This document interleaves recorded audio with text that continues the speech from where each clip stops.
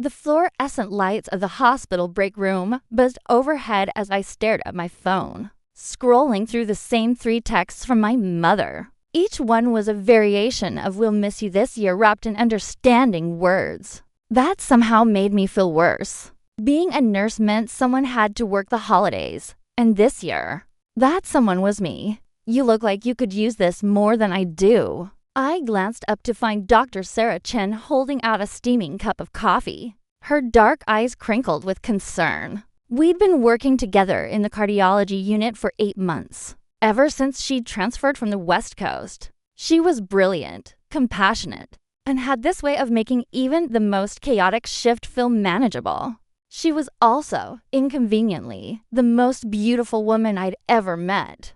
That obvious? I accepted the cup gratefully, wrapping my hands around its warmth. Sarah slid into the chair across from me, her black hair falling loose from its usual ponytail. It was 2 in the morning, and we'd just finished a particularly rough case. Working Christmas Eve and Christmas Day. No response from your family texts. Yeah, pretty obvious. I laughed despite myself. Do they teach mind reading in medical school now? Observation skills? She corrected with a small smile.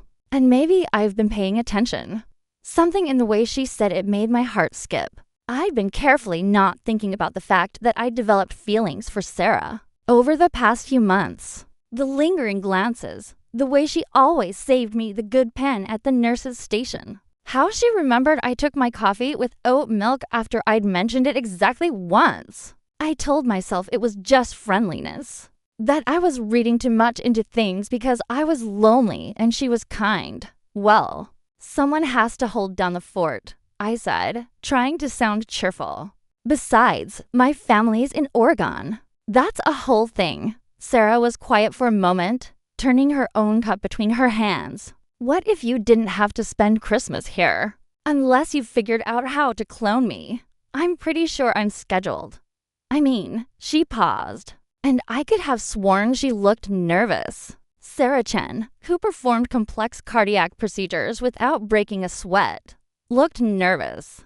I already talked to Dr. Morrison. He's willing to cover your Christmas shift. He owes me a favor, and he doesn't have family in town either. I blinked, processing. Sarah, that's really sweet, but I can't afford a last-minute flight to come home with me. The words hung in the air between us. The break room suddenly felt very small, very quiet despite the distant beeping of monitors and the hushed activity of the night shift. Outside. What? Sarah leaned forward, her expression earnest. Come home with me for Christmas. My family's place is upstate, about 3 hours from here. My mom has been begging me to bring someone home for the holidays, and honestly, I don't want to spend Christmas without. She trailed off, then seemed to gather her courage. Without you. These past few months, you've become really important to me, Jess.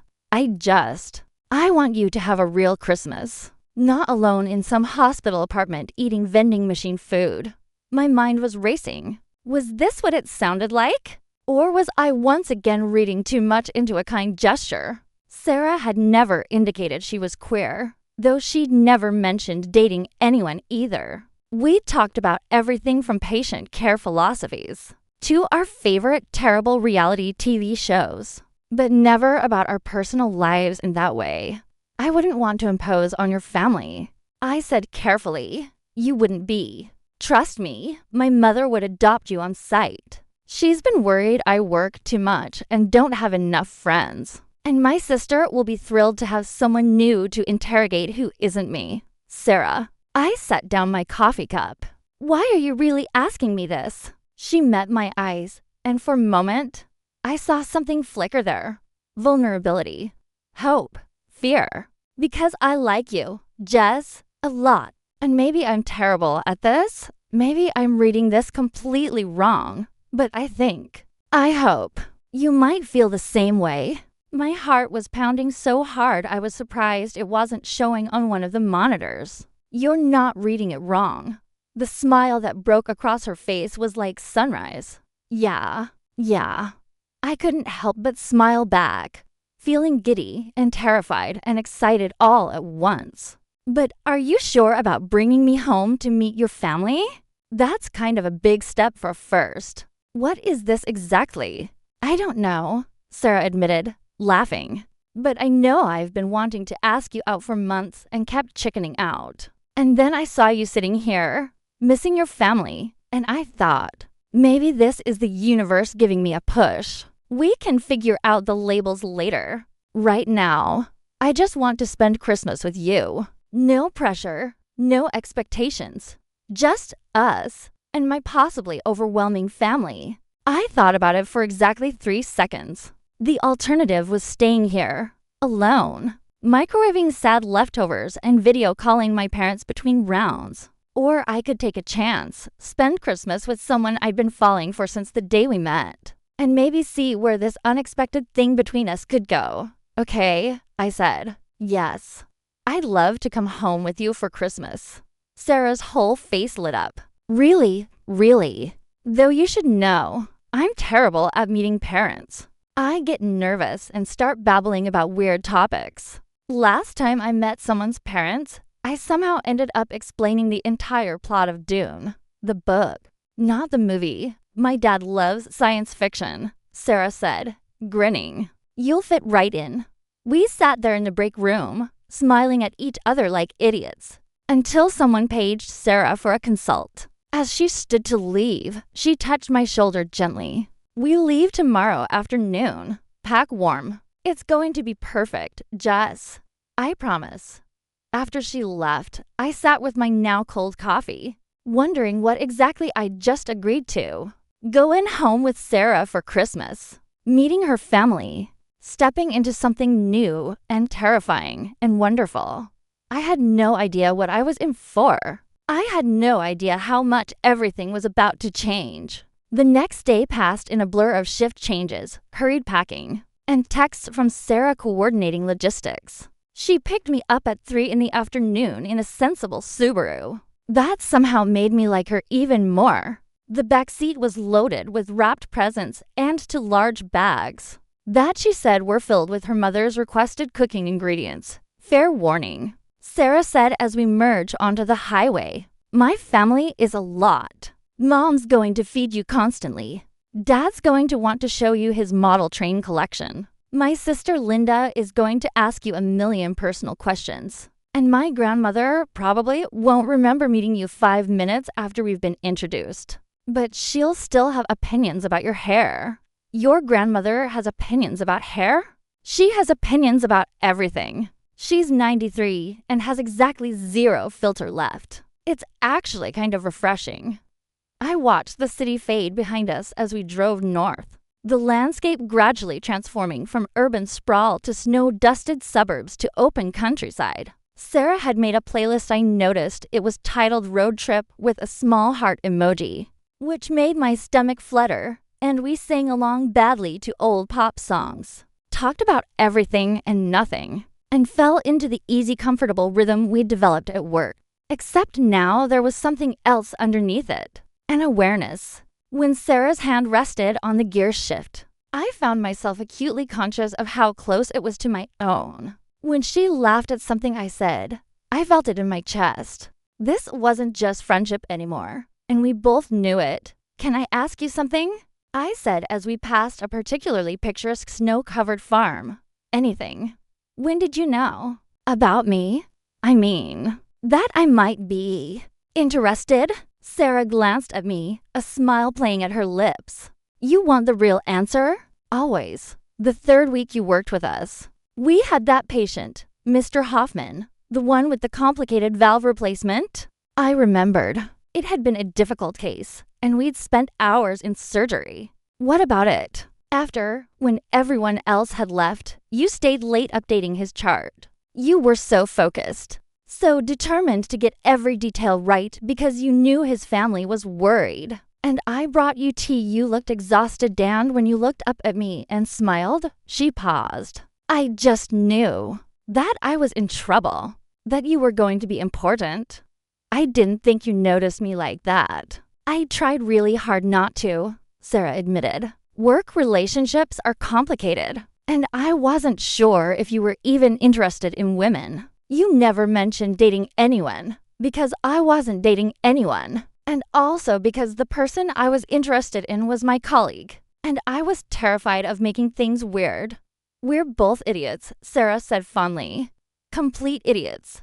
I agreed. We stopped at a small diner for an early dinner. It was one of those classic American places with red vinyl booths and a jukebox. That probably still worked. Sarah ordered a burger, and I got a club sandwich. And we stole fries off each other's plates like we'd been doing it for years instead of months. Nervous? Sarah asked as we got back in the car for the final hour of driving. Terrified, I admitted. What if they don't like me?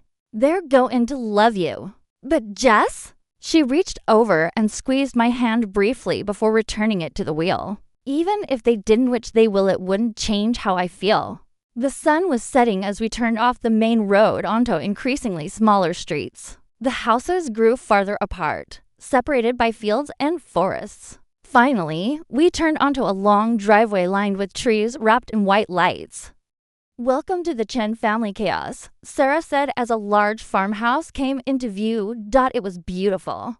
2 stories of white siding and dark shutters, with a wraparound porch decorated with evergreen garlands and more lights. Smoke curled from the chimney, and through the windows, I could see the warm glow of lamps and what looked like a massive Christmas tree. Before we'd even parked, the front door flew open and a small Chinese woman in an apron came hurrying out, followed by a tall man with Sarah's same dark eyes, and a younger woman with purple streaks in her hair. She's here. Sarah's here. The mother was clapping her hands together excitedly. And you brought a friend? Sarah shot me a look that clearly said I told you so before getting out of the car. I followed, suddenly aware of my hospital chic outfit of jeans and a sweater, feeling underprepared for whatever was about to happen. Mom, Dad, Linda, this is Jess. Jess. This is my family. Mrs. Chen pulled me into a hug before I could even extend my hand. She smelled like ginger and cinnamon. Oh, you're so pretty and so tall. Sarah didn't say you were tall. Come in, come in. You must be freezing. Are you hungry? Of course you're hungry. I made too much food, as always. It's lovely to meet you, Mrs. Chen. Call me Margaret, please. Mrs. Chen is my mother-in-law. She winked. Who you'll meet tomorrow, and who will absolutely insist you call her Mrs. Chen. Sarah's father, Thomas, shook my hand with a warm smile. Glad you could join us, Jess. Any friend of Sarah's is welcome here. Friend. I glanced at Sarah, who looked slightly panicked. She clearly hadn't told them this was anything more than friendship, which made sense. We'd only acknowledged our feelings yesterday. But it also meant I was walking into this situation blind. Linda, Sarah's sister, looked about 25 and had an amused expression that suggested she knew exactly what was happening. Nice to meet you, Jess. Love your shoes. I looked down at my completely ordinary boots. Thanks. Come on, Linda said, linking her arm through mine like we were old friends. I'll show you where you're sleeping while Mom interrogates Sarah about why she didn't tell us. She was bringing someone. As Linda led me inside, I heard Mrs. Chen's voice behind us. Sarah Louise Chen, you couldn't give me a warning. I would have made up the guest room properly and made more cookies. What will Jess think of us? The house was as warm and welcoming inside as it looked from outside. Family photos covered every surface. The smell of something delicious wafted from the kitchen. And there was indeed a massive Christmas tree in the living room, decorated with what appeared to be decades worth of collected ornaments. Linda led me upstairs to a cozy room with a double bed covered in a quilt. Bathrooms across the hall. Sarah's room is next door. She gave me a meaningful look.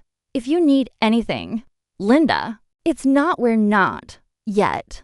Linda finished for me, grinning. But you want to be. And Sarah's been talking about you for months. She tried to be subtle, but she's terrible at it. Jess thought this was funny. Jess handled this patient so well. Jess brought in homemade cookies.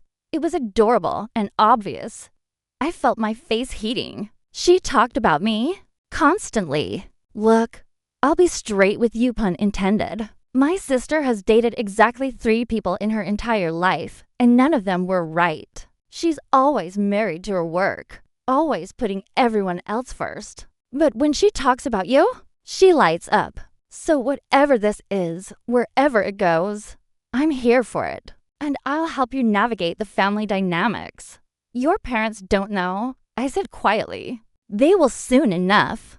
Dad'll be cool with it. He's basically a teddy bear. Mom might take a minute to adjust, but she loves Sarah more than anything, and she wants her happy. Just give her time if she needs it. Downstairs, I heard Sarah's voice. Mom, can I help with dinner? You can help by explaining who this Jess is and why this is the first I'm hearing about her. Linda laughed. Come on. Welcome to the Chen family Christmas. It's going to be interesting. Dinner was, as promised, abundant. Margaret had made enough food for 15 people despite there being only 6 of us. The dining room table was covered with dishes. Honey-glazed ham, roasted vegetables, some kind of delicious noodle dish that Margaret called just something simple, fresh rolls, 3 different salads, and more. I sat between Sarah and Linda, trying not to be obvious about my relief at having allies on either side. Thomas said grace as simple. Heartfelt thanks for family and food and safe travels, and then the organized chaos of passing. Dishes began. So Jess, Margaret said, loading my plate with more food even as I tried to protest that I had plenty. Sarah says you work together. You're a nurse. Yes, ma'am. I work in cardiology. Margaret, please. And that's wonderful. Nurses are the backbone of healthcare. Doctors get all the glory, but nurses do the real work. Mom, Sarah protested, laughing. It's true. Your father was hospitalized 3 years ago. Margaret reached over and patted Thomas's hand. And the nurses were angels. Absolute angels. It was just a minor surgery, Thomas said, looking embarrassed. It was serious enough. Anyway, Jess, tell us about yourself. Where are you from? How did you end up in our cold city working with our Sarah? I navigated the questions as best I could, giving the abbreviated version of my life. Grew up in Oregon, went to nursing school in Seattle, moved east for a job opportunity, found I loved the work despite the chaos. Margaret asked follow-up questions about my family, my interests, whether I was dating anyone. That last question hung in the air for a beat too long. No, I said finally, not currently. I felt rather than saw Sarah shift slightly beside me. Under the table, her hand briefly touched my knee, a gesture of support that made my heart race. Beautiful girl like you, single. Margaret shook her head. The young people today don't know what they're missing. Mom, Linda said, maybe we should let Jess eat instead of interrogating her. I'm not interrogating. I'm getting to know our guest. There's a difference. Thomas caught my eye and smiled apologetically. The conversation shifted to safer topics: Linda's work at a nonprofit, Thomas's retirement plans, the neighbor's new dog who apparently howled at the moon every night after dinner. While Margaret shooed us away from cleaning up your guests. Both of you. Linda can help me. Thomas invited me to his workshop to see his model trains. Sarah started to come with us, but her mother called her back for just a quick word in the kitchen. The workshop was in a converted garage, and it was impressive. An entire miniature world spread across multiple tables, with tiny towns and forests and mountains. The level of detail was extraordinary. This is incredible, I said, genuinely awed. 20 years in the making, Thomas said proudly. He pointed out various sections, explaining the history of each. Then, as he adjusted a tiny train car, he said casually, my daughter seems happy with you here. I looked at him, trying to read his expression. I'm happy to be here. She's been alone too long, focused on her career, which I understand. I was the same way at her age. But everyone needs someone to come home to. He met my eyes directly. Everyone needs someone who looks at them the way you looked at Sarah during dinner. My breath caught. Sir, Thomas, please. And you don't have to explain anything to me. I have eyes. I also have a daughter who's been different these past few months. Later, I wondered what had changed. He smiled gently. Now I know. Does Margaret know?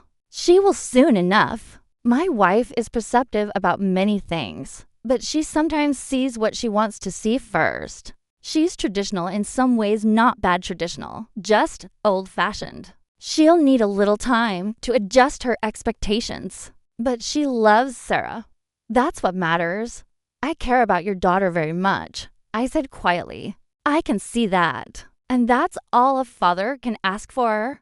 He turned back to his trains. Now, let me show you the mountain section. I'm particularly proud of the waterfall mechanism. We spent another 30 minutes talking trains and life and, indirectly, about Sarah. When we returned to the house, I found her in the kitchen with Linda, both of them doing dishes despite Margaret's earlier protests. Survivor? I asked Sarah quietly. She wanted to know if you were dating anyone. If I was setting you up with someone? Why I never mentioned you before, Sarah sighed. I didn't lie, but I didn't exactly tell the whole truth either. I said we were close friends and you needed somewhere to spend Christmas. Which is true. Linda pointed out, handing me a dish towel. Just not complete. We'll figure it out, I said, bumping Sarah's shoulder with mine. No rush.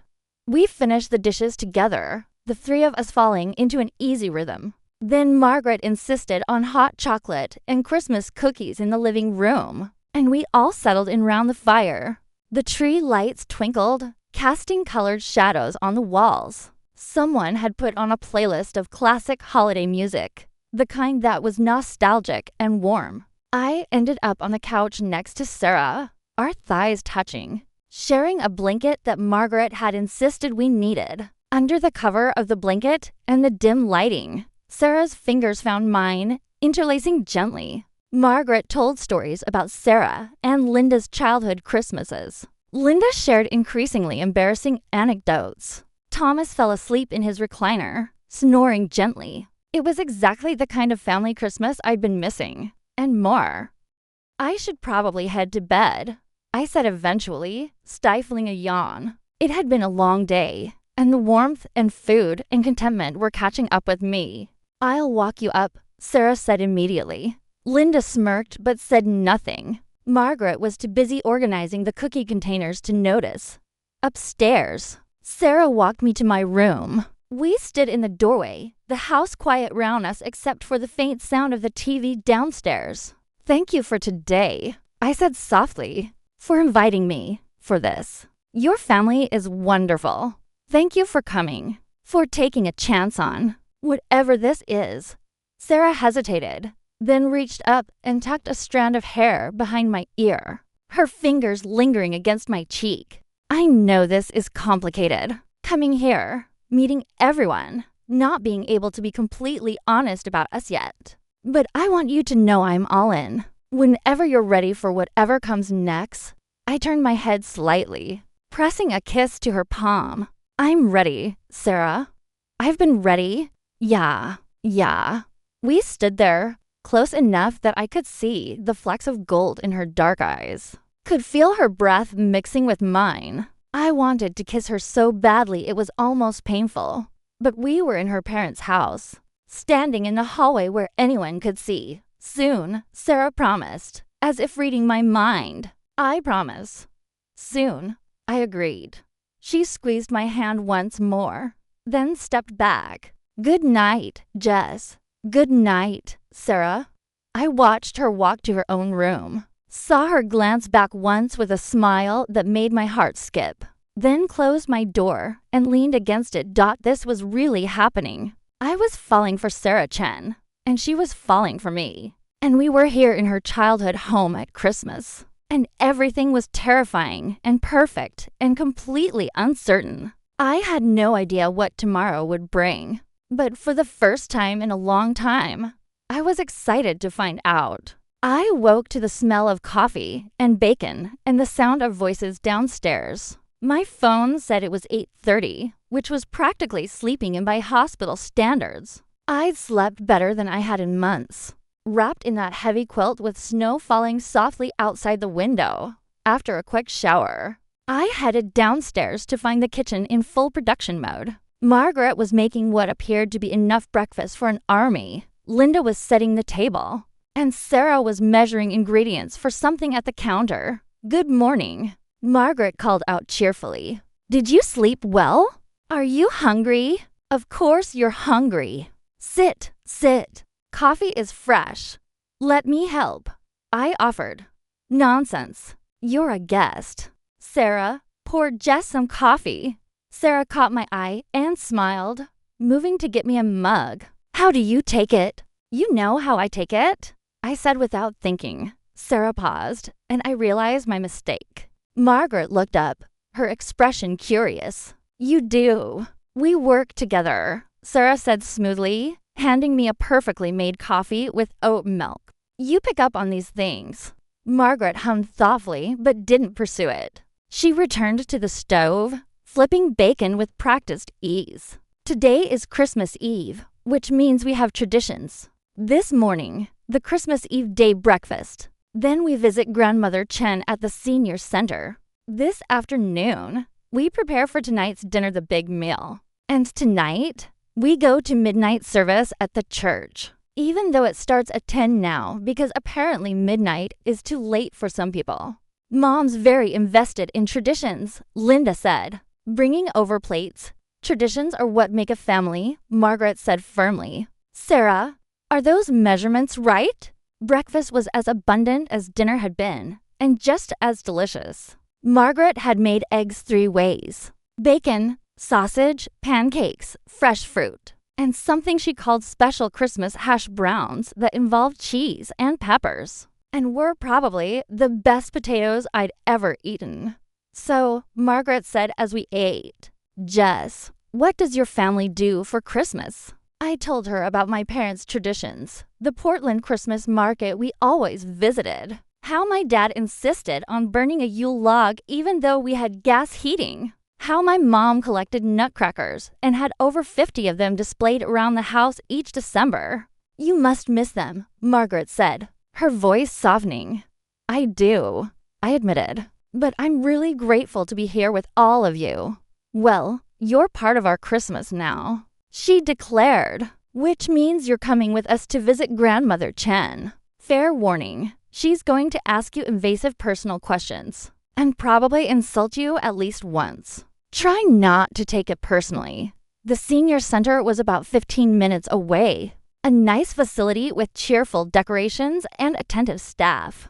Grandmother Chen, call me grandmother, everyone does, was a tiny woman in a wheelchair with sharp eyes and an even sharper tongue. "This is Sarah's friend Jess," Margaret introduced me. Grandmother Chen looked me up and down. "You're very tall."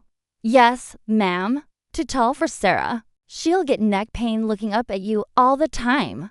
Sarah's face went red. "Grandmother." "What?" "I'm just saying.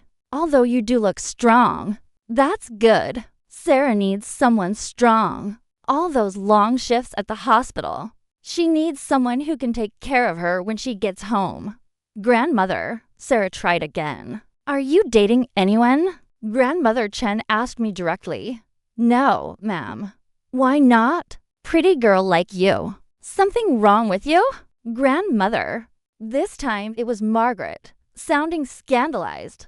"I'm just asking questions. At my age, I'm allowed to ask questions." We visited for about an hour. Grandmother Chen told rambling stories about her childhood in San Francisco, asked me detailed questions about my job, and informed me at least 3 times that I was too tall. But she also patted my hand affectionately when we left and told Sarah to bring this one back again. In the car on the way home, Sarah groaned. "I'm so sorry about her." "Don't be," I said, laughing. "She's amazing. I see where you get your directness from. That's Grandmother Chen." Margaret said from the front seat. "No filter. Never has had one. Never will. But her heart is good. The afternoon was spent in food preparation. Margaret had a detailed schedule and assigned tasks with military precision. Thomas was on potato duty. Linda was handling the vegetables. Sarah and I were assigned to make desserts, a pumpkin pie and something called a Christmas cake. That involved dried fruit and way more butter than seemed advisable. We worked side by side at the counter, our hands occasionally brushing as we passed ingredients. In the chaos of the busy kitchen, these small touches felt stolen, secret, precious. "You're good at this," Sarah murmured as I crimped the pie crust. "My mom loves to bake. She taught me. I love watching you concentrate. You get this little crease between your eyebrows. Are you flirting with me while your parents are 10 feet away?" "Maybe." Sarah grinned. "Is it working?" "Completely." At one point, Linda caught us smiling at each other and made an exaggerated gagging gesture. That made us both laugh. Margaret looked over, curious, but got distracted by the timer for the turkey. Dinner preparation took hours. The kitchen was full of steam and delicious smells and Margaret's running commentary on everything. Thomas retreated to his workshop at some point, wisely staying out of the way. Linda provided entertainment by telling stories about her work and the various ridiculous people she dealt with. Finally, round 6, Margaret declared everything ready. We set the dining room table with china that had been in the family for 3 generations, lit candles, and arranged enough food to feed 20 people before we eat. Margaret said once we were all seated, "I want to say something. This year has been difficult for many reasons, but it's also brought unexpected blessings. Sarah, having you home is the greatest gift. Linda, your presence lights up this house. Thomas, you're my rock." And Jess, she turned to me, her eyes suddenly emotional. "You may be new to our family, but you're welcome here. Anyone who makes my daughter smile like she's been smiling is someone I want to know better." I felt tears prick my eyes. "Thank you, Margaret. That means more than you know." "Now," she said, recovering her composure, "let's eat before everything gets cold." The meal was incredible. We talked and laughed and passed dishes and told stories. Margaret insisted I try everything at least twice. Thomas refilled wine glasses and told dad jokes that made everyone groan. Linda provided running commentary. And Sarah, sitting beside me, would occasionally touch my knee under the table, a reminder that she was there, that this was real after dinner. We had just enough time to clean up and change before heading to church. I'd borrowed a dress from Linda. We were close enough in size, and when I came downstairs, Sarah stopped mid-sentence in her conversation with her father. "You look beautiful," she said softly. "So do you?" She was wearing a deep blue dress that brought out her eyes, her hair falling in waves around her shoulders. I wanted to tell her she was the most stunning person I'd ever seen. I wanted to kiss her. Instead, I just smiled and said, "Ready for church?" The Christmas Eve service was lovely carols and candlelight and a message about hope and love and new beginnings that felt almost painfully relevant. Sarah and I sat pressed together in the pew, our hands hidden between us, fingers interlaced.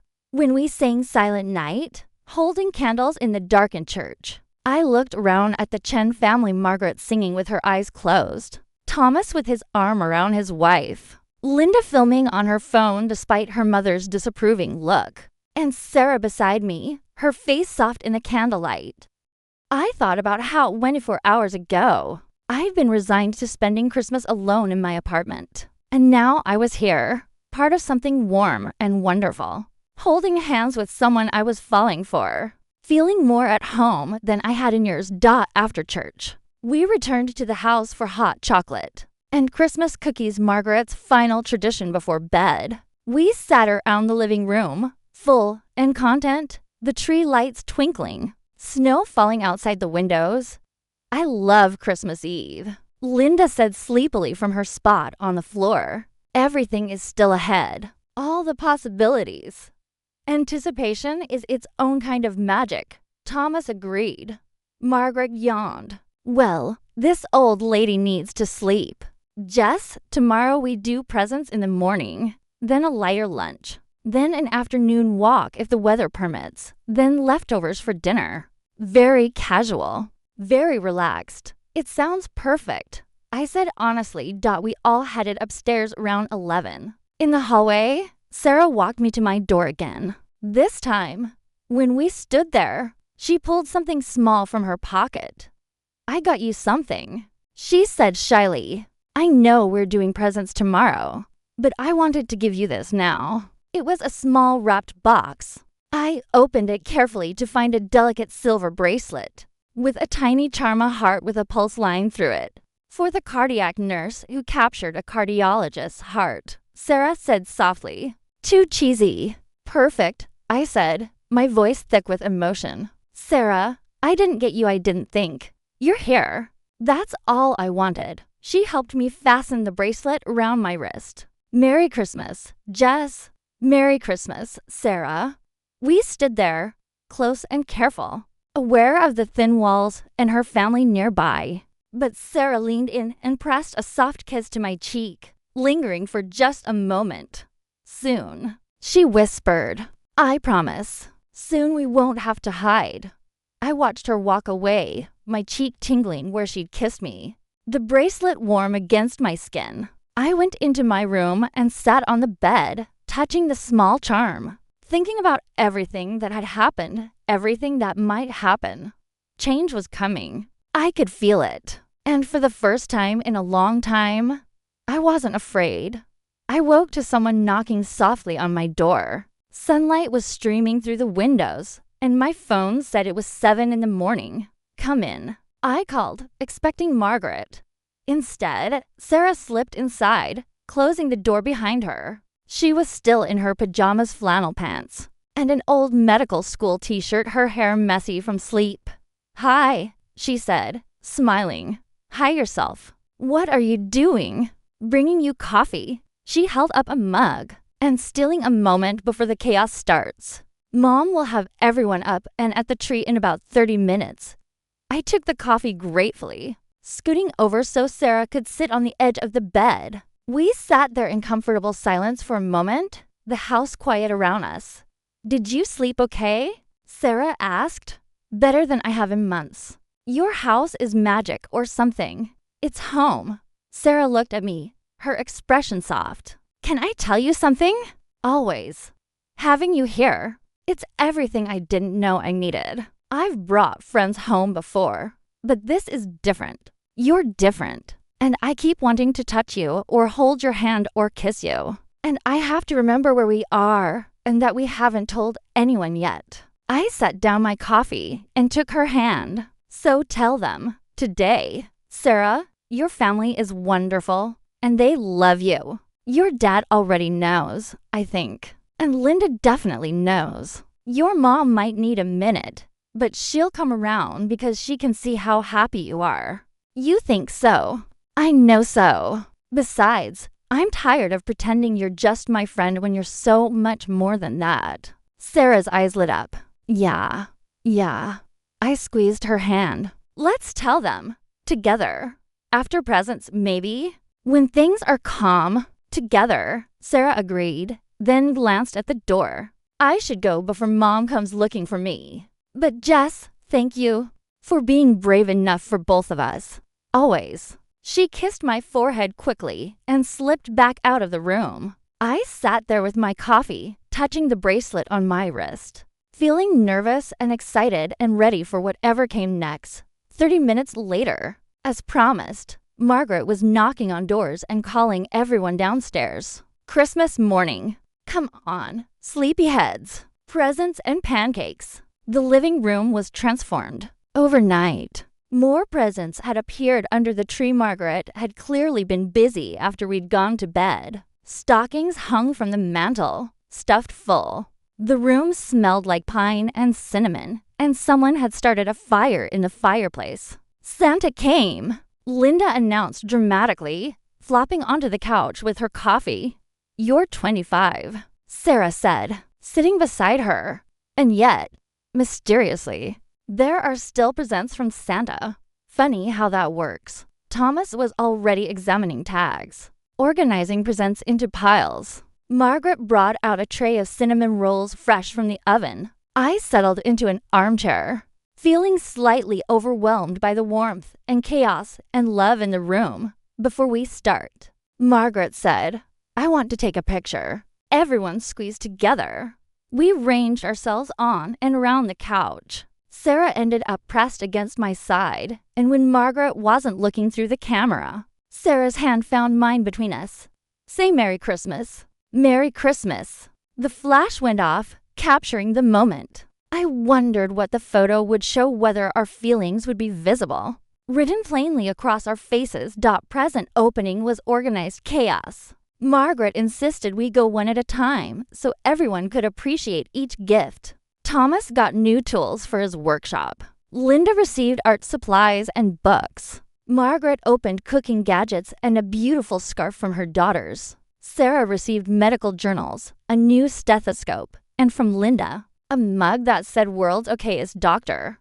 "I got you something," Linda said to me, handing over a wrapped box. "Linda, you didn't have to open it." Inside was a beautiful journal with a leather cover. "For writing down your thoughts," Linda said meaningfully. "Sometimes it helps to process things on paper." "Thank you," I said, genuinely touched. "This is perfect." Sarah gave her mother a cookbook from a chef Margaret admired. She gave her father a book about the history of railways. She gave Linda a gift certificate to her favorite store, Dot, and then she handed me a package. "Sarah." The bracelet was enough for just open it. Inside was a framed photo. It took me a moment to recognize it was from the hospital, from a charity event 3 months ago. Someone had caught Sarah and me laughing together, our heads close, joy clear on both our faces. We looked like more than colleagues. We looked like two people falling in love. "When did you?" I started.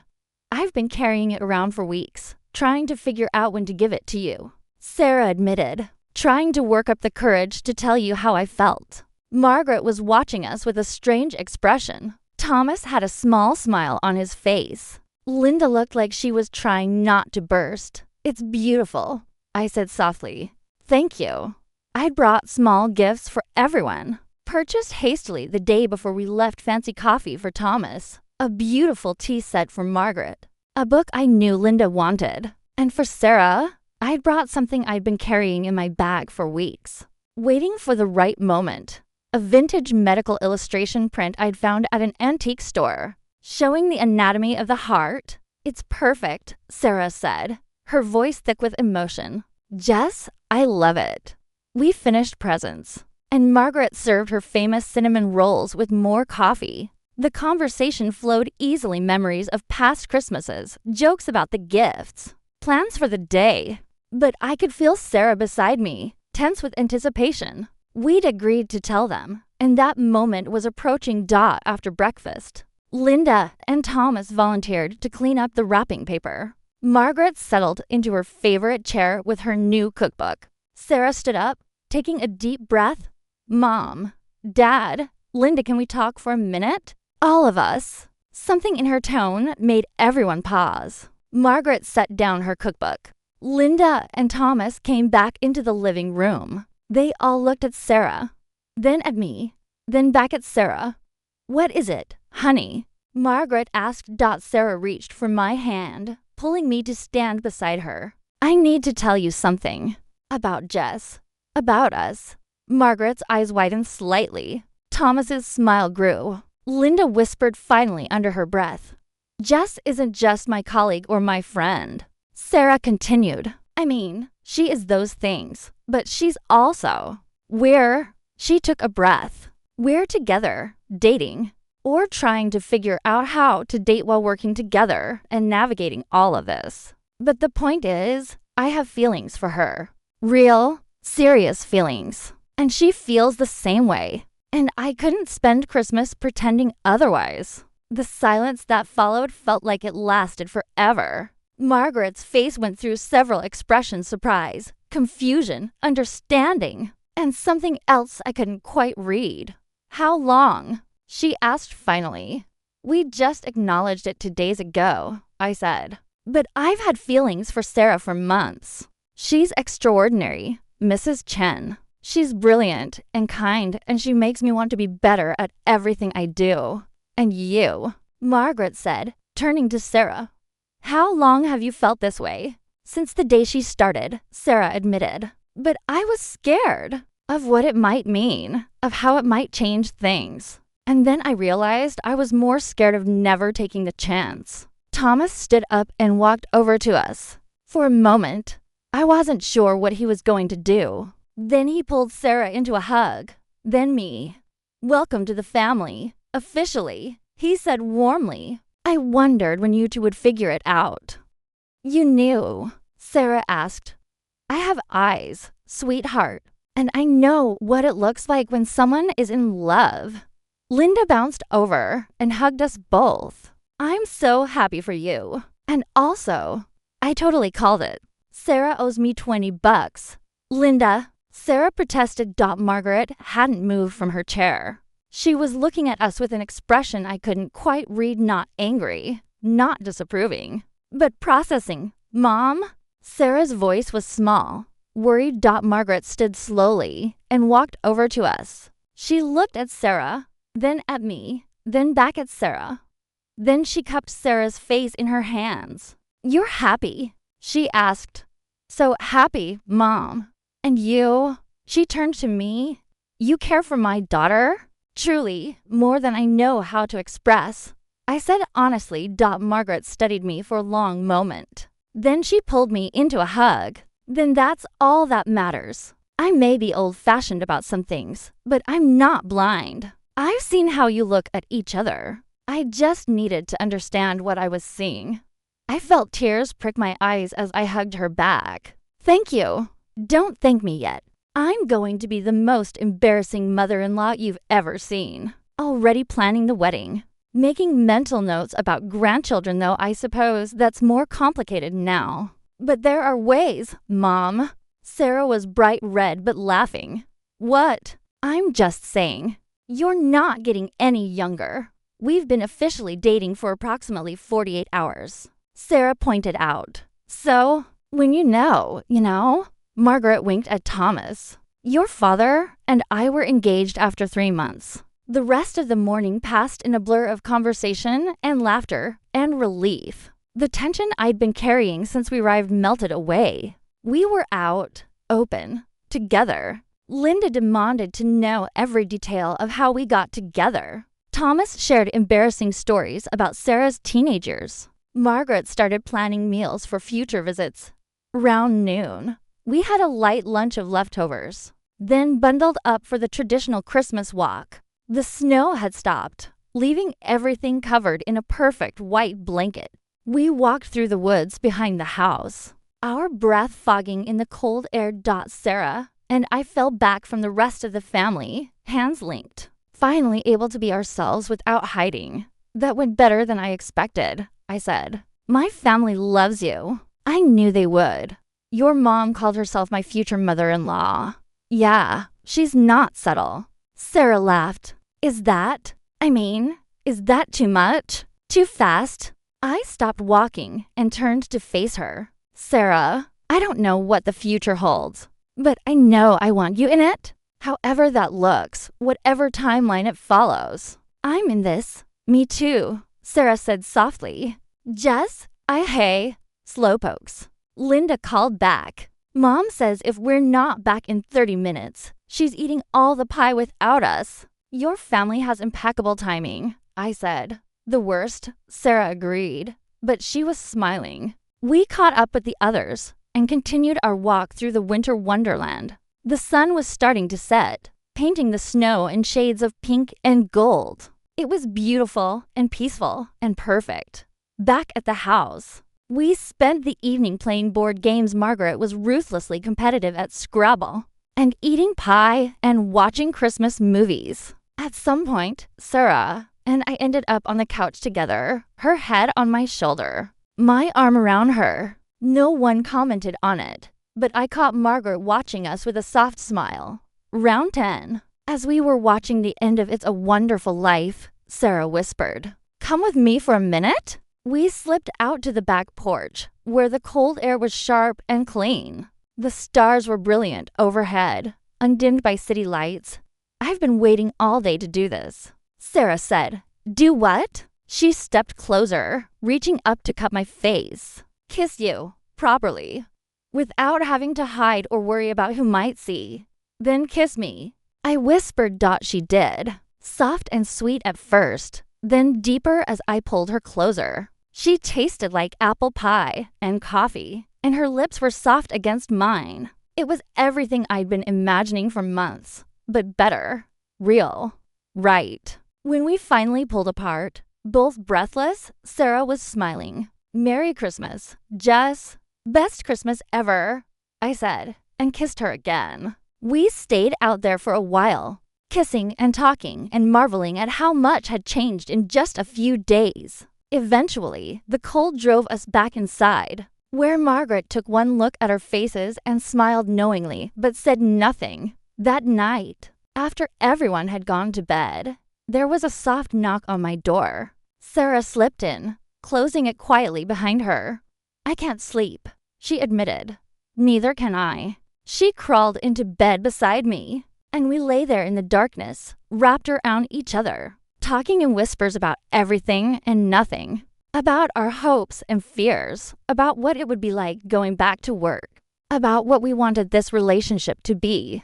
"I love you," Sarah said suddenly. "I know it's fast. I know we've only been officially together for 2 days. But I've loved you for months, Jess. I just didn't know how to tell you." My heart felt like it might burst. "I love you too. So much." We fell asleep like that, tangled together, safe and warm and home. The hospital break room looked the same as always, but everything was different. Sarah sat across from me, our feet tangled under the table, her hand wrapped around mine. We'd just finished a challenging surgery, and we were both exhausted but happy. "Your mom called me today," I said, sipping my coffee. UHO. What did she want? To know if we'd decided on a date yet for the summer visit, and to remind me that she's making her special dumplings and I better bring my appetite. Sarah laughed. "She's adopted you completely. Linda sent me a meme. She sends everyone memes. This one was about U-Haul lesbians and keys to apartments." Sarah's eyes widened. "She didn't. She did." I pulled out my phone and showed her. It was a picture of a lesbian couple with the caption "First date. Nice to meet you. Second date. Here's a key to my apartment. Are you?" "Is she?" Sarah looked nervous. "Is that her way of asking if we're moving in together?" "I think it's her way of suggesting we should. Among other things, my lease is up next month." "Jess, I'm not saying we have to," I said quickly. "I know it's fast.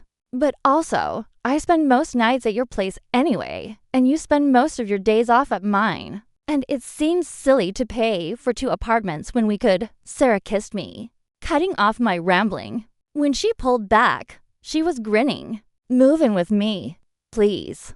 I want to wake up with you every morning and come home to you every night. I want our lives to be completely tangled up together." Yeah. Then yes. Absolutely yes. We sat there smiling at each other like idiots until someone cleared their throat. We looked up to find Dr. Morrison standing in the doorway, trying not to smile. "If you two are done being disgustingly cute, we have rounds in 5 minutes. Sorry, Dr. Morrison," we said in unison, then looked at each other and laughed as we headed back to work. Sarah caught my hand briefly, squeezing once before letting go. Professional on the outside, but with a whole world between us that no one else could see. That Christmas invitation had changed everything. It had given me a family, a home, and a love I'd never expected to find. It had turned my whole world upside down in the best possible way. And as I watched Sarah charm a worried patient with that smile that had first captured my heart, I thought about how sometimes the best things in life are the ones we never see coming. Sometimes you just have to say yes to an invitation, take a chance, and trust that everything else will follow. Sometimes you just have to let yourself fall.